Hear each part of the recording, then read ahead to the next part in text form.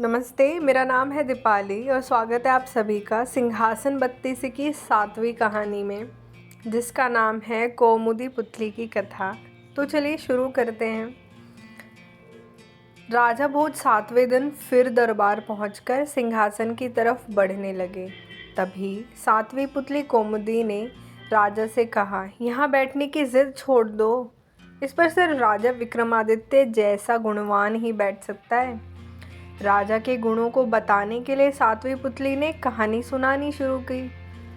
एक दिन राजा विक्रमादित्य अपने कमरे में सो रहे थे। आधी रात में उन्होंने रोने की आवाज़ सुनाई दी। इस आवाज़ को सुनकर राजा बाहर निकले। जैसे ही वह चिपा के तट पर पहुंचे तो उन्होंने देखा कि एक महिला ज़ोर ज़ोर से रो रही है। वो उसके रोने का कारण पूछने लगे। तब महिला ने बताया कि वो चोर की पत्नी है और राजा ने उसे पेड़ से उल्टा लटका दिया है। राजा ने पूछा, तो क्या तुम्हें इस सज़ा से कोई परेशानी है? उसने कहा, सज़ा के फैसले से कोई परेशानी नहीं है, लेकिन यह बात बुरी लग रही है कि मेरा पति भूखा प्यासा उल्टा लटका हुआ है। इतना सुनकर राजा ने झट से पूछ लिया कि उसने अब तक उसे कुछ खिलाया पिलाया क्यों नहीं? तब उसने कहा, वो बहुत ऊंचाई पर लटका हुआ है और मैं किसी की मदद के बिना उस तक खाना नहीं पहुंचा सकती हूँ। तब विक्रमादित्य ने कहा, चलो मैं तुम्हारे साथ चलता हूँ।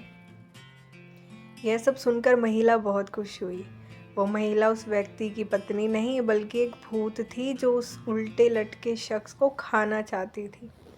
उसने राजा विक्रमादित्य के साथ वहाँ पहुँचकर उस इंसान को खा लिया। भूख मिटते ही उसने राजा से मनचाहा वरदान मांगने को कहा।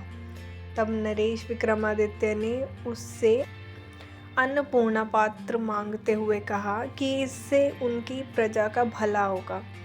इस वरदान को सुनने के बाद उस राक्षसी ने कहा कि अन्नपूर्णा पात्र देना उसके बस में नहीं है, लेकिन वो अपनी बहन को कहकर उसे दिला सकती है।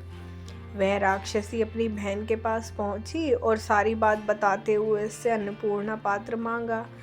उसकी बहन ने खुशी खुशी वह पात्र राजा विक्रमादित्य को दे दिया। उस पात्र को लेकर राजा आगे बढ़ ही रहे थे कि उन्हें एक ब्राह्मण रास्ते में भूख से तड़पता हुआ दिखाई दिया। उसने कहा, हे राजन, मैंने बहुत दिनों से कुछ नहीं खाया, मुझे जल्दी से कुछ खिला दो। राजा ने तुरंत अन्नपूर्णा पात्र से भोजन मांगा और ब्राह्मण को खिला दिया। भोजन खिलाने के बाद राजा ने ब्राह्मण से दक्षिणा मांगने को कहा।